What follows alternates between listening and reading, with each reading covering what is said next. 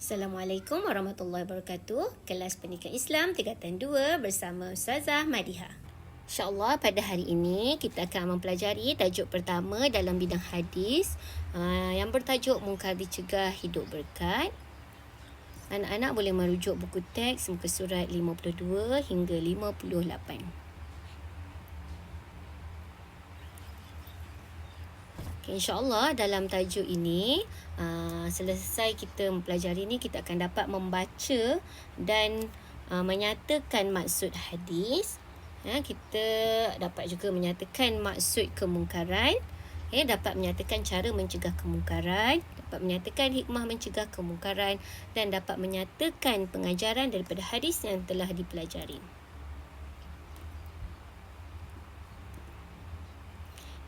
Sebelum tu kita akan cuba membaca hadis yang berkaitan dengan tajuk ini dengan bacaan yang betul. An Abi Sa'id Al-Khudri radhiyallahu anhu qala sami'tu Rasulullah sallallahu alaihi wasallam yaqulu man ra'a minkum munkaran falyughayyirhu bi yadihi fa in lam yastati' fa bi lisanihi fa in lam yastati' fa bi qalbihi wa dhalika ad'aful iman. Rawahu Muslim. Maksud hadis ini ialah daripada Abu Sa'id Al-Khudri radhiyallahu anhu, beliau berkata, sami'tu Rasulullah sallallahu alaihi wasallam yaqulu, aku mendengar Rasulullah sallallahu alaihi wasallam bersabda, man ra'a minkum munkaran, sesiapa di kalangan kamu yang melihat kemungkaran, falyughayyirhu biyadihi, hendaklah dia mengubahnya dengan tangan.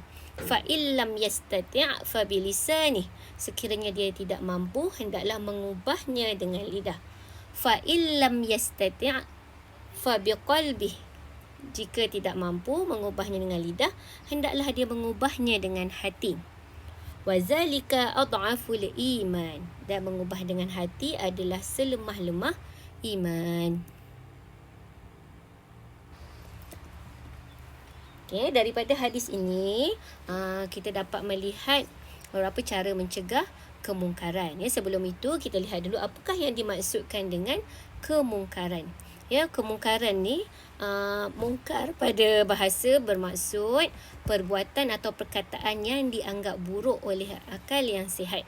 Dari segi istilah, dalam istilah syarak, mungkar ni merujuk kepada perbuatan atau perkataan yang ditegah oleh syarak atau yang melanggar perintah Allah Subhanahu wa Ta'ala. Jadi sebagai seorang Muslim, kita hendaklah berusaha melaksanakan ibadah yang wajib, memperbanyakkan ibadah sunat, dan mencegah kemungkaran yang berlaku.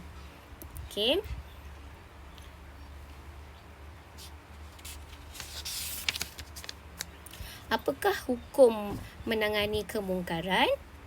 Hukum menangani kemungkaran ini kita boleh lihat dulu ayat 110 surah Ali Imran. Di mana dalam ayat ini yang bermaksud, kamu, yakni wahai umat Muhammad, adalah sebaik-baik umat yang dilahirkan bagi umat manusia. Yakni kerana kamu menyuruh berbuat segala perkara yang baik dan melarang daripada segala perkara yang salah, yakni yang buruk dan keji, serta kamu pula beriman kepada Allah, yakni dengan sebenar-benar iman. Dan kalaulah ahli kitab, yakni Yahudi dan Nasrani itu beriman sebagaimana yang semestinya, tentulah iman itu menjadi baik bagi mereka. Tetapi antara mereka ada yang beriman dan kebanyakan mereka ialah orang yang fasik. Berdasarkan ayat ini, hukum menangani kemungkaran adalah wajib bagi setiap Muslim, setiap orang yang beragama Islam, mengikut kemampuan masing-masing.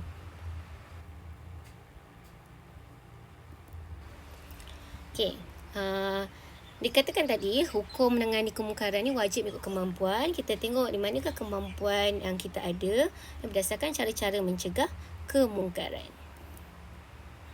Ada 3 cara mencegah kemungkaran sebagaimana yang disebutkan dalam hadis. Yang pertama dengan tangan, yang kedua dengan lidah, dan yang ketiga dengan hati. Okay, kita lihat dulu cara menangani kemungkaran yang pertama dengan tangan. Apa yang dimaksudkan mengubah dengan tangan ni? Kita mengubah dengan kuasa yang ada pada seseorang mengikut kemampuan dan bidang kuasa. Ya, seperti mana orang yang mempunyai tanggungjawab ni bertanggungjawab mencegah kemungkaran orang di bawah jagaannya.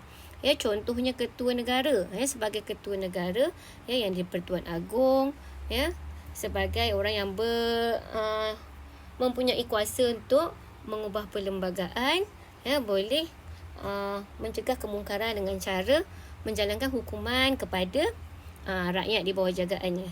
Ya, begitu juga dengan ketua keluarga. Contohnya seorang ayah boleh menghukum anak yang melakukan kemungkaran. Ini mengikut kemampuan masing-masing. Ya, begitu juga dengan pengawas sekolah, tetapi jangan melampaui batas, ya, mengikut kuasa yang diberikan kepada kita.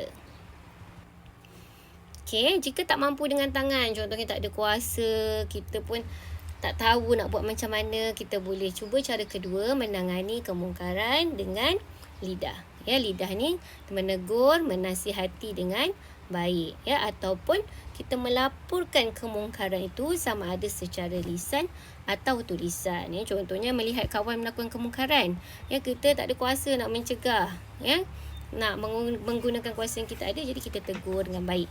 Ya, kalau kita tak mampu nak tegur dengan baik, kita boleh juga guna cara laporkan kemungkaran itu kepada pihak berkuasa. Okey, yang ketiga, mengubah dengan hati. Bagaimana cara mengubah dengan hati? Kita membenci dan menjauhi kemungkaran tersebut. Ya, yang kedua, kita berazam tidak melakukan perkara mungkar tu, dan kita berharap serta berdoa agar yang melakukannya tu diberi petunjuk untuk bertaubat. Ya, mengubah dengan hati ni, kita tidak menyokong perbuatan kemungkaran yang dilakukan oleh orang lain. Nak tegur tak berani, ya, nak menangani dengan tangan tak ada kuasa. Ya, jadi kita benci kemungkaran tu, ya, dan kita pun berazam tidak melakukan kemungkaran yang sama, ya, dan kita juga berharap agar orang yang melakukan tu dapat bertaubat.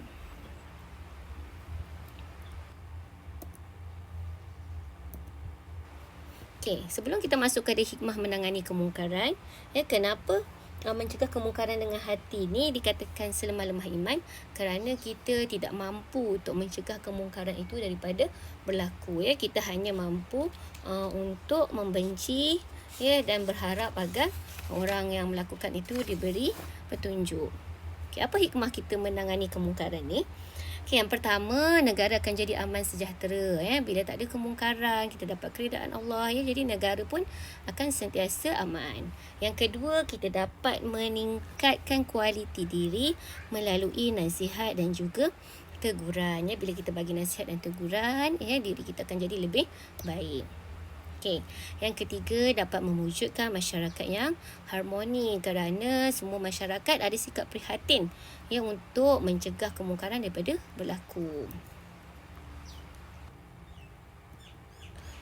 Okay. Daripada hadis yang kita pelajari tentang cara-cara menangani kemungkaran, ya, antara pengajaran yang kita dapat, yang pertama, mencegah kemungkaran dengan kuasa dan kemampuan yang ada, seperti menguatkuasakan undang-undang atau peraturan, ya. Daripada hadis tadi, bila kita mencegah kemungkaran dengan tangan, dengan kuasa, kita boleh melakukannya seperti menguatkuasakan undang-undang.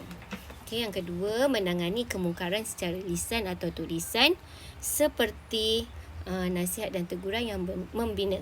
Ya, jadi kita hendaklah mencegah kemungkaran dengan teguran dan nasihat jika kita tidak mempunyai kuasa untuk menguatkuasakan undang-undang. Ya, pengajaran ketiga, kita hendaklah membenci kemungkaran dalam hati dan berusaha untuk menjauhi kemungkaran tersebut. Ya, sekiranya kita tak mampu untuk menghalang kemungkaran, dan tak mampu juga untuk memberi nasihat, kita hendaklah membenci kemungkaran tersebut. Jangan pula kita rasa tak ada apa-apa perasaan melihat kemungkaran berlaku dalam masyarakat kita. Ini insya-Allah setakat ini saja untuk tajuk hadis kali ini. InsyaAllah kita akan sambung dalam tajuk hadis yang seterusnya.